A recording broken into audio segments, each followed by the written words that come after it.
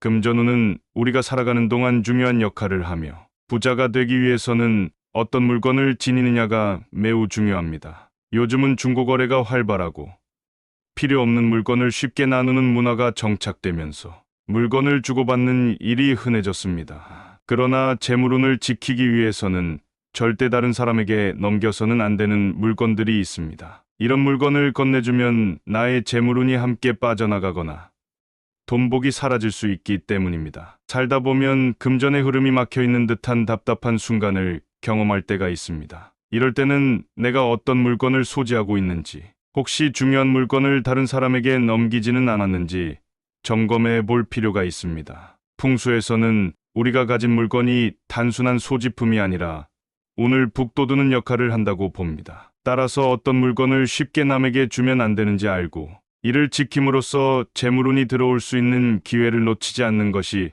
중요합니다. 또한 돈복이 자연스럽게 흘러들어오게 하는 방법을 함께 익혀 풍요로운 삶을 이루시길 바랍니다. 작은 실천이지만 큰 변화를 가져올 수 있는 재물운 관리법을 놓치지 마시고 지금부터 함께 확인해 보세요. 우리가 일상에서 무심코 주고받는 물건들 중에는 재물운과 직결되는 것들이 있습니다. 어떤 물건은 다른 사람에게 쉽게 건네주면 나의 금전운이 함께 빠져나갈 수 있으며 재물복이 줄어들거나 운의 흐름이 막힐 수도 있습니다. 따라서 특정한 물건들은 함부로 나누어 주지 않는 것이 중요한데요. 지금부터 금전운을 지키기 위해 타인에게 주지 말아야 할 5가지 물건을 알아보겠습니다. 첫 번째는 속옷입니다. 속옷은 단순한 의류가 아니라 착용하는 순간부터 나의 신체 일부로 여겨지며 기운이 스며드는 물건입니다. 간혹 명품 속옷이나 고가의 속옷을 몇 번만 입었기 때문에 아깝다는 이유로 다른 사람에게 주려는 경우가 있는데 이는 좋지 않은 선택입니다. 속옷을 타인에게 넘겨주는 것은 나의 기운과 함께 금전운까지 빼앗길 수 있기 때문입니다. 따라서 속옷은 가족이라도 공유하지 않는 것이 좋으며 선물할 때도 반드시 새 제품을 주어야 합니다. 특히 구멍이 나거나 손상된 속옷을 나누는 것은 더욱 금물입니다. 두 번째는 칼과 깨진 그릇입니다. 주방에서 사용하는 칼은 날카로운 물건이기 때문에 재물운을 자를 수 있다는 의미가 있습니다. 오래 사용한 칼을 버리기 아깝다고 해서 타인에게 건네주면 관계의 흐름이 끊어지거나 재물운이 흩어질 수 있습니다. 또한 금이 간 그릇이나 깨진 접시는 금전적 손실을 상징하기 때문에 다른 사람에게 주지 않는 것이 좋습니다. 그릇은 음식을 담아 사용하는 물건으로 특히 밥그릇과 쌀을 보관하는 용기는 재물운과 연결된다고 합니다. 사용하던 그릇이나 밥솥을 함부로 나누어 주면 금전운이 새어나갈 수 있으니 주의해야 합니다. 만약 부득이하게 남에게 주어야 한다면 햇볕이 잘 드는 곳에 일정 시간 두었다가 전달하는 것이 좋습니다. 세 번째는 소금입니다. 소금은 예로부터 재물운과 관련이 깊은 물건으로 현관에 두면 재물운이 상승한다는 말이 있을 정도입니다. 또한 소금은 애군을 막아주는 역할을 하기도 하며 운이 좋지 않은 시기에는 빠르게 변질될 수도 있다고 합니다. 이러한 소금을 타인에게 주면 내 금전운과 보호 에너지를 함께 넘겨주는 것이 되므로 주지 않는 것이 좋습니다. 특히 소금을 담는 항아리나 용기도 재물운을 지키는 역할을 하기 때문에 나누어 주는 것을 피하는 것이 좋습니다. 네 번째는 시든 식물과 파손된 물건입니다. 식물은 생명력을 상징하며 집안의 번영과 재물운과도 연관이 있습니다. 그러나 시들거나 죽은 식물은 운의 흐름을 막을 수 있으며 이런 식물을 다른 사람에게 건네는 것은 좋지 않은 기운을 함께 전달하는 것이나 다름없습니다. 특히 내가 오랜 시간 키우던 식물을 남에게 주는 것은 나의 기운을 나누어 주는 것으로 해석될 수 있어 피하는 것이 좋습니다. 또한 오래된 물건이나 오랫동안 사용하지 않은 물건도 재물운을 정체시키는 요소가 될 수 있으므로 적절히 정리하는 것이 좋습니다.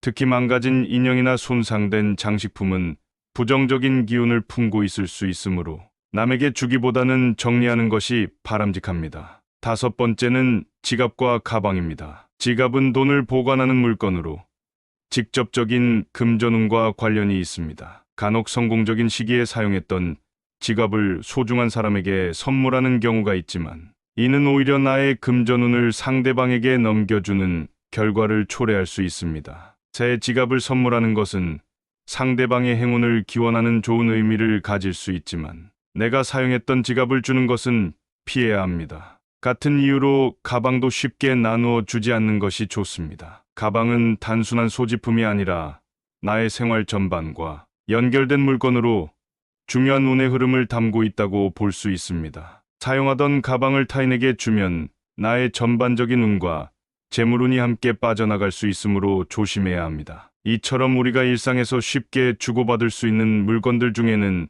재물운과 직결되는 것들이 많습니다. 무심코 건넨 물건이 나의 금전운을 함께 빼앗아갈 수도 있으므로 중요한 물건들은 신중하게 다루는 것이 필요합니다. 재물운을 지키고 더욱 풍요로운 삶을 원한다면 오늘 소개한 5가지 물건을 타인에게 주는 것은 피하는 것이 좋겠습니다. 재물운을 좋게 만들기 위해서는 단순히 물건을 주고받는 것에 신경 쓰는 것뿐만 아니라 근본적으로 가져야 할 마음가짐이 중요합니다. 인복이 곧 재물복으로 이어진다는 말이 있듯이 어떤 사람과 관계를 맺고 어떤 대화를 나누는지가 금전운에도 큰 영향을 미칩니다. 우선 희망을 외치는 사람들과 함께해야 합니다. 희망의 나무에서 희망의 꽃이 피어나듯이 긍정적인 말을 자주 듣고 희망을 이야기하는 사람들과 가까이 지내는 것이 좋습니다. 경건하고 차분한 말, 용기를 주는 말들을 듣다 보면 자연스럽게 좋은 기운이 나에게도 전해집니다. 반면 부정적인 말과 불평불만이 가득한 대화 속에 있으면 나도 모르게 운이 막히고 재물운이 흐트러질 수 있습니다. 또한 억지로 인연을 이어가려 하지 않는 것이 중요합니다. 모든 인간관계가 다 나에게 이로운 것은 아닙니다. 특히 나에게 해가 되거나 에너지를 빼앗아가는 인연이라면 자연스럽게 거리를 두는 것이 필요합니다. 단순히 감정을 앞세워 분노하거나 악담을 하는 것은 결국 나에게도 좋지 않은 영향을 미칩니다. 때로는 조용히 멀어지는 것이 운을 지키는 방법이 될 수 있습니다. 말의 힘을 활용하는 것도 재물운을 끌어들이는 중요한 요소입니다. 말은 한번 내뱉으면 다시 거둘 수 없기에 항상 신중하고 긍정적인 언어를 사용하는 것이 중요합니다. 아무리 가까운 사이라도 조심해야 할 말들이 있으며 불필요한 비난은 하지 않는 것이 좋습니다. 오히려 듣는 힘을 키우고 경청하는 자세를 가지면 더 좋은 운이 찾아옵니다. 성공한 사람들 중에는 나는 운이 좋다라는 말을 반복해서 외치는 사람들이 많습니다. 같은 말도 1000번, 10,000번 반복하면 기적을 만들 수 있습니다. 긍정적인 말과 생각을 지속적으로 하다 보면 자연스럽게 좋은 운이 따라오게 됩니다. 따라서 좋은 글을 읽고 긍정적인 말을 습관적으로 하는 것이 중요합니다. 나의 말투와 사고방식이 선해지면 그에 따라 풍요도 함께 따라오게 됩니다. 돈과 친해지는 사고방식을 가지는 것도 필요합니다. 돈은 단순히 나를 위한 것이 아니라 주변 사람들을 행복하게 하고 세상을 이롭게 만드는 중요한 요소입니다. 따라서 돈에 대한 부정적인 생각을 버리고 돈이 자유롭게 순환될 수 있도록 긍정적인 태도를 가져야 합니다. 만약 존경하는 부자가 있다면 그들의 태도와 사고방식을 배우고 어떤 행동이 운을 끌어들이는지 살펴보는 것도 좋은 방법입니다. 운이 막힌다고 느껴질 때는